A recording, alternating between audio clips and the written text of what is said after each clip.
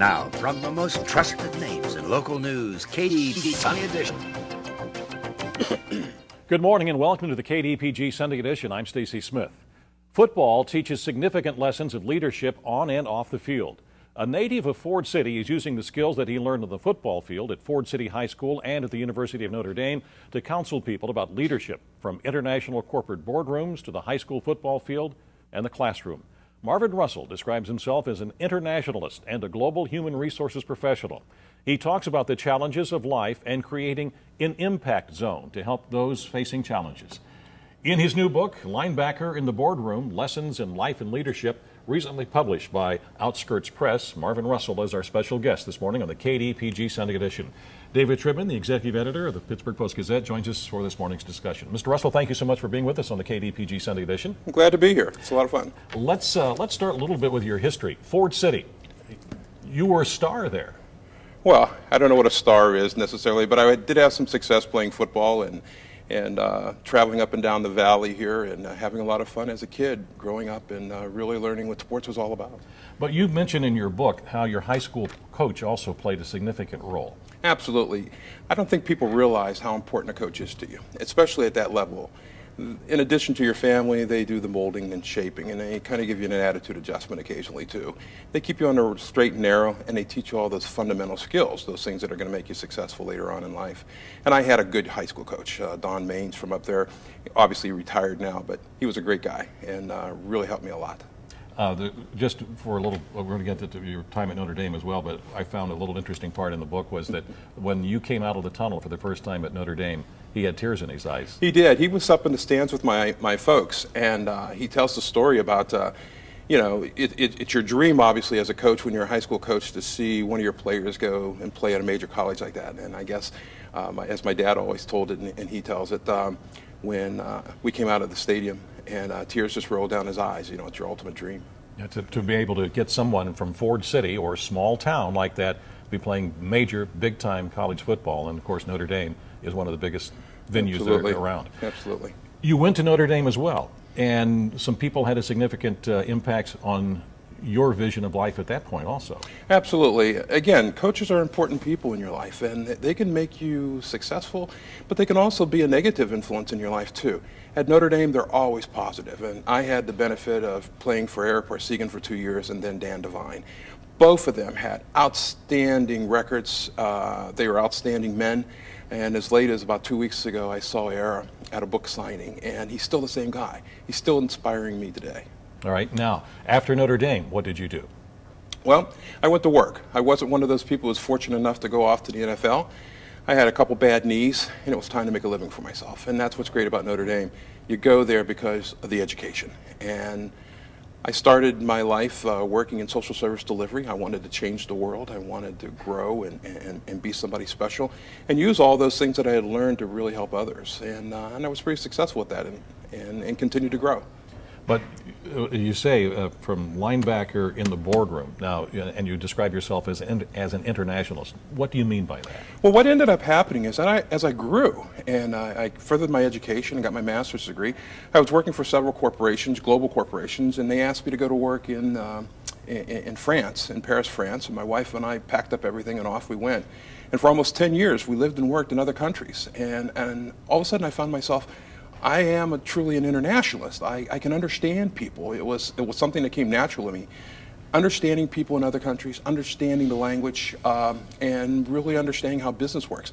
And hence I started becoming to be known as an internationalist, somebody who can really make a difference in business and really helping bridge the gap between U.S. operations as well as European operations and global operations in general.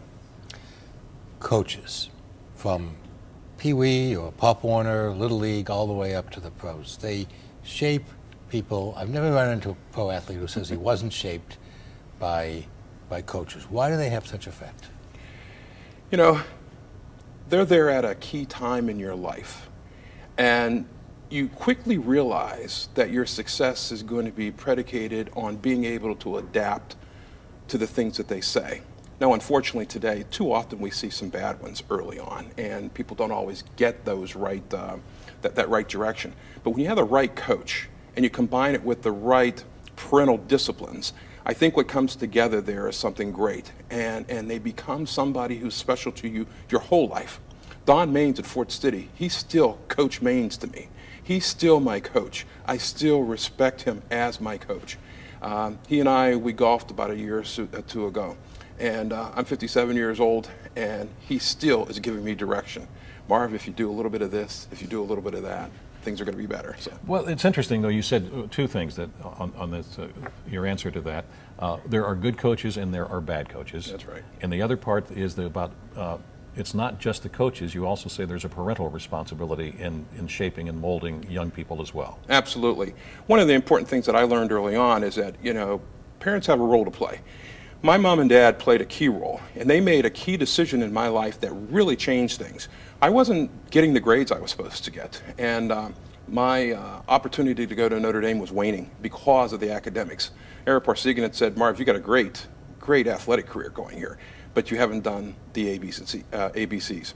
So my dad made a decision, you're not playing basketball your senior year. I'm sorry. The coach was upset, fans were upset, but Marv, this athlete, wasn't going to play. He was going to work on his academics. Tough decisions that parents have to make, but it was the right one, and I'm glad he made it at this point. Do enough parents make these decisions, and are there lots of coaches who are pushing parents to make the wrong decision because it's good for the coach? There's no question that some of the wrong decisions are being made. And, and it's become such a big business. It's money, and you have you have all these agents. You have the big names in the sports apparel that are getting involved earlier and earlier in these kids' careers. And I think that we're losing sight of what the goal of sports is. It is the molding and shaping of character. It's not always just about winning. We won very few games when I was in high school, but geez, I had fun. And there's that old saying is that those 1 or 2 moments of glory kind of last for you forever. And even in high school, you remember that game, that one special time, that special thing that happened. And I think that it's our job as parents to mold and shape that and put a sense of reality around what those things are. But Mr. Russell, in the drive to get to Notre Dame, to get to the NFL, are there impediments that we ought to be eliminating? Should we have kids spend more time with their studies? Should the universities have more priority to that? And Notre Dame has a splendid record on this, but not every university does. Absolutely. I wrote a lot about this in my book.